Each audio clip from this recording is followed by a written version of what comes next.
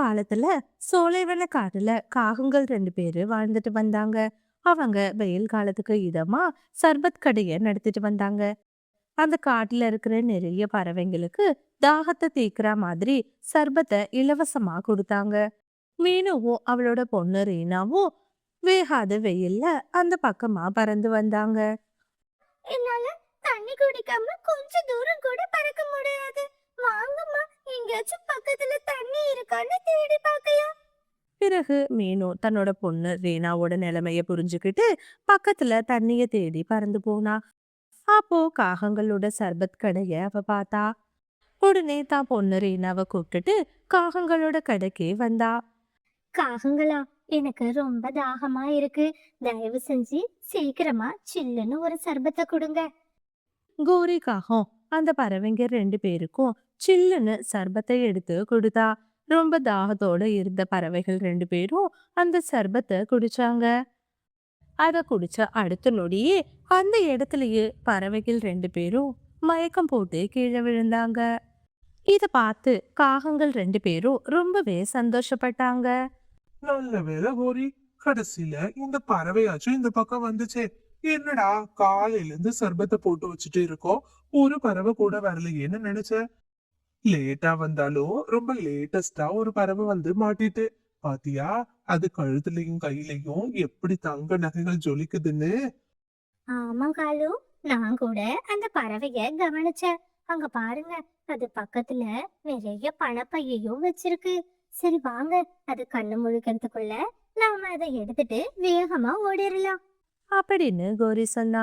பிறகு காகங்கள் 2 பேரும் மீனு கிட்ட இருந்து அந்த தங்க நகைகளையும் பணப்பையையும் எடுத்துக்கிட்டு அவங்களோட வீட்டை நோக்கி பறந்து போனாங்க. கொஞ்ச நேரத்துக்கு அப்புறமா மீனுவும் அவளோட பொண்ணு ரீனாவும் மயக்கம் தெளிஞ்சு கண் விழிச்சு பார்த்தாங்க.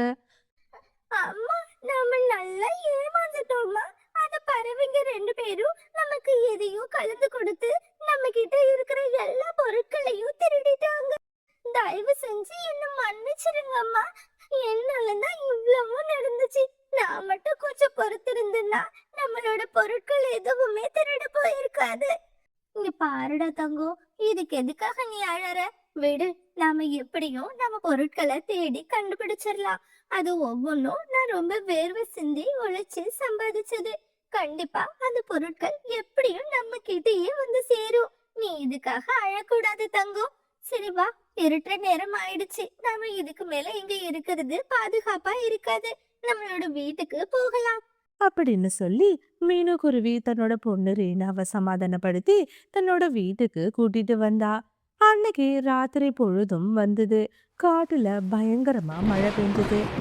காகங்களோட வீடு ரொம்ப மோசமான நிலைமையில இருந்ததால அவங்க வீடு மொத்தமும் மழை தண்ணி உள்ள போந்தது. இதனால பயந்து போன காகங்கள் எப்படியாச்சும் வீட்ல இருந்து வெளியில போகணும்னு நினைச்சாங்க. அங்கிருந்து இந்த மாதிரி நிறைய ஸ்டோரிஸை பார்க்க மறக்காம நம்மளோட சிட்டு பேர்ட் ஸ்டோரிஸ் சேனலை சப்ஸ்கிரைப் பண்ணுங்க. கபூத்தரோட வீட்டுக்கு வந்தா. கபூத்தர் வீட்டுக்கு வந்து காகங்கள் 2 பேரும் அதுகிட்ட உதவி கேட்டாங்க.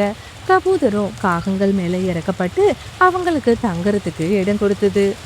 காகங்களா, இந்த மழையில வந்து கேட்கறதாலதான் உங்களுக்கு நான் இடம் கொடுக்குறேன். முன்னாடி மாதிரி என் வீட்டுல இருந்து ஏதாச்சும் பொருளை திருடிட்டு போகலான்னு நினைக்காதீங்க. அதுக்கப்புறம் உங்களை நான் சும்மாவே விட மாட்டேன். கபூதர், இங்க பாரு, முன்னாடிதான் நாங்க ஏழை பறவைங்க. இப்போ எங்க கிட்ட நிறைய பணமும் நகையும் இருக்கு. அப்படி இருக்கும்போது நாங்க எதுக்கு உன்னோட பொருளை திருட போறோம்? இங்க பாரு அப்படின்னு சொல்லி தாங்கிட்ட இருந்த அந்த பண மூட்டையையும் தங்க நெக்லஸையும் கபூதர் கிட்ட காட்டினா. அந்த பணத்தையும் நகையையும் பார்த்ததும் கபூதரோட மனசுல பேராசை வந்துடுச்சு. பிறகு காகங்கள் தூங்குறதுக்காக கபூதர் காத்துட்டு இருந்தது. காகங்கள் 2 பேரும் நல்லா அசந்து தூங்குனாங்க. கபூதர் அந்த நகையையும் பணத்தையும் எடுத்துக்கிட்டு அங்கிருந்து தன்னோட பக்கத்து வீட்டுக்காரனான துவோட வீட்டுக்கு வந்தது. முத்து, இந்த நகையையும் பணத்தையும் உன்னோட வீட்லயே நீ பத்திரமா வச்சுக்கோ. ஏன்னா என் வீட்டுக்கு தஞ்சம் கேட்டு அந்த திருட்டு காகங்கள் 2 பேரும் வந்திருக்காங்க. ஏற்கனவே இப்படிதான் என் வீட்டுல இருந்த மிட்டாய் பாட்டில திருடிட்டு போயிட்டாங்க. அதையே திருடினவங்க கண்டிப்பா இந்த நகையையும் பணத்தையும் எடுக்க வாய்ப்பு இருக்கு. அதனாலதான் உன் வீட்டுல இருக்கட்டும்னு சொல்லி எடுத்துட்டு வந்த. அவங்க என் வீட்டுல இருந்து போற வரைக்கும் இது பத்திரமா உன்னோட வீட்லயே இருக்கட்டும். அப்படின்னு சொல்லி நகையையும் பணத்தையும் மிட்டு கிட்ட கொடுத்தது. அதை பார்த்து மிட்டு ரொம்பவே சந்தோஷப்பட்டுச்சு. பிறகு கபூதர் போனதுக்கு அப்புறமா மிட்டுவுக்கு அந்த நகையையும் பணத்தையும் பார்த்து அதோட மனசுலயும் பேராசை வந்துடுச்சு. ஐயோ, எப்படியோ அந்த கபூதர் நம்ம கிட்ட வந்து நகையை கேட்க 2-3 நாள் ஆச்சு ஆகும். நாம அப்போதைக்கு ஏதாச்சும் சொல்லி சமாளிச்சுக்கலாம். ஆனா அது வரைக்கும் இந்த நெக்லஸை நம்ம பாதுகாப்பான ஒரு இடத்துல வைக்கணும். சரி, நாம போய் இத மீனு கிட்ட கொடுத்து வைக்கலாம். அவர் ரொம்ப நம்பிக்கையானவ. அதுக்கப்புறமா நம்ம அம்மா வீட்டுக்கு போகும்போது இந்த நெக்லஸை அவங்க கிட்ட கொண்டு கொடுத்துடலாம். அப்படின்னு சொல்லி மிட்டு மனசுக்குள்ள திட்டம் தீட்டினா. இந்த மாதிரி நிறைய ஸ்டோரிஸை பார்க்க மறக்காம நம்மளோட சிட்டு பேர்ட் ஸ்டோரிஸ் சேனலை சப்ஸ்கிரைப் பண்ணுங்க. அங்கிருந்து நகையையும் பணத்தையும் எடுத்துக்கிட்டு தன்னோட நெருங்கிய தோழியான மீனுவோட வீட்டுக்கு வந்தா. மீனுவும் அவளோட பொண்ணு ரீனாவும் சோகமா இருக்கிறத பார்த்து மிட்டு ரொம்பவே கவலைப்பட்டா. என்னாச்சு மீனு? ஏன் உன் முகம் வாடி போயிருக்கு? உடம்புக்கு எதுவும் முடியலையா என்ன? அதெல்லாம் இல்லை மிட்டு, நான் என்னோட அம்மா வீட்டுக்கு போயிட்டு வந்துட்டு இருந்தேன். வர்ற வழியில 2 திருட்டு காகங்கள் என்னோட நெக்லஸையும் பணத்தையும் திருடிக்கிட்டாங்க. வர வர காட்டுல ரொம்ப திருட்டு பயம் ஜாஸ்தி ஆயிடுச்சு. அதனாலதான் நானே என் வீட்டுல இருந்த நகைய உன்கிட்ட கொடுக்கலான்னு எடுத்துட்டு வந்திருக்கேன். அதான் என்கிட்ட இருக்கிற நெக்லஸையும் பணத்தையும் உன்கிட்ட கொடுத்து பத்திரப்படுத்தலான்னு வந்தேன். நான் 2-3 நாளைக்கு என்னோட அம்மா வீட்டுக்கு போறேன். நான் திரும்பி வர வரைக்கும் இந்த நகைகளை நீ பத்திரமா வச்சுக்கோ. அதனாலதான் உன்கிட்ட கொடுக்கலான்னு எடுத்துட்டு வந்தேன். அப்படின்னு சொல்லி தாக்கிட்ட இருந்த நெக்லஸையும் பணப்பையையும் மீனு கிட்ட கொடுத்தா. அதை பார்த்து மீனு ரொம்பவே சந்தோஷப்பட்டா. மிட்டு, ஆமா, இந்த நகை உன்கிட்ட எப்படி வந்தது? ஏன், எதுக்காக கேக்குற? இங்க பாரு, நான் காணாம போயிருச்சுன்னு சொன்னல, அது இந்த நகை தான். அது மட்டும் இல்ல, இந்த பணப்பையும் என்னோட தான். இதை தான் நான் தொலைச்சிட்டு காலையில இருந்து தேடி அலைஞ்சிட்டு இருக்கேன். நீ என்னடானா இதை எடுத்துட்டு வந்து என்கிட்டயே கொடுக்குற. உண்மையை சொல்லு மிட்டு, இது உனக்கு எப்படி கிடைச்சிச்சு? ஐயோ மீனு, அப்படின்னா இது உன்னோடதா? இங்க பாரு, அந்த கபூத்தர் இருக்குல்ல, அதுதான் இதை கொண்டுட்டு வந்து என்கிட்ட கொடுத்தது. எனக்கு நெக்லஸ் மேல ரொம்ப ஆசையா இருந்ததால அதை ஏமாத்தி நாம எடுத்துக்கலாம்னு சொல்லி நான் கொண்டுட்டு வந்து உன்கிட்ட கொடுத்தேன். கடைசியில நீ சொன்ன மாதிரியே நடந்துருச்சு. நீ யாரோட பொருளுக்கும் ஆசைப்பட்டதில்லை.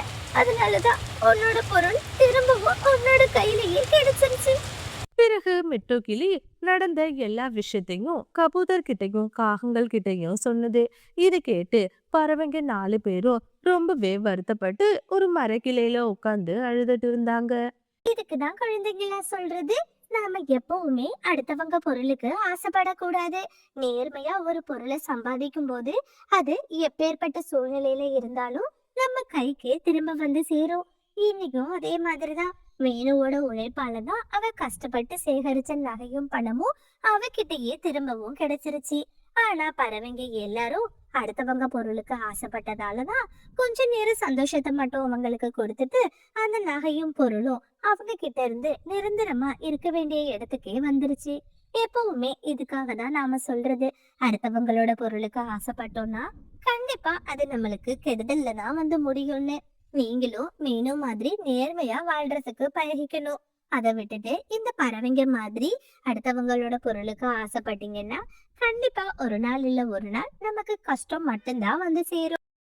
இந்த மாதிரி நிறைய ஸ்டோரிஸை பார்க்க மறக்காம நம்மளோட சிட்டு பேர்ட் ஸ்டோரிஸ் சேனலை சப்ஸ்கிரைப் பண்ணுங்க.